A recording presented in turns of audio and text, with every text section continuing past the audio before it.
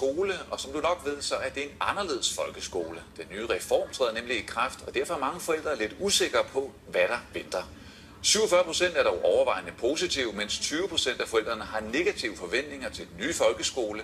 Det viser en ny undersøgelse. Prøv at tage den på. Når det gælder skoletasker, så er spørgsmålene nemme nok at svare på. Hvordan er den? Meget god. Er den meget god? Men når det gælder skolereformen, så er alt jo mere relativt. Ved du så, om du skal være lang tid i skolen? Ja, lidt. Og lidt ikke. Til gengæld så har mor vejet fordele og ulemper op imod hinanden. Jeg synes jo generelt, at det er godt. Men jeg glæder mig til at se, hvordan det bliver. Dermed ligger hun på linje med forældre i resten af landet. Knap halvdelen bakker op om reformen, og kun hver femte er imod, viser en undersøgelse analysevirksomheden Vilke har lavet for Jyllandsposten. Flere forældre er blevet beroliget af at se, at der er stadigvæk plads til familieliv, der er plads til fritidsliv. Men skoledagen bliver længere. For eksempel skal Gustav Sebrian have 30 timer mere om ugen. Så er det sådan en lille, hvor man har håndklæder og gymnastiksko. Og...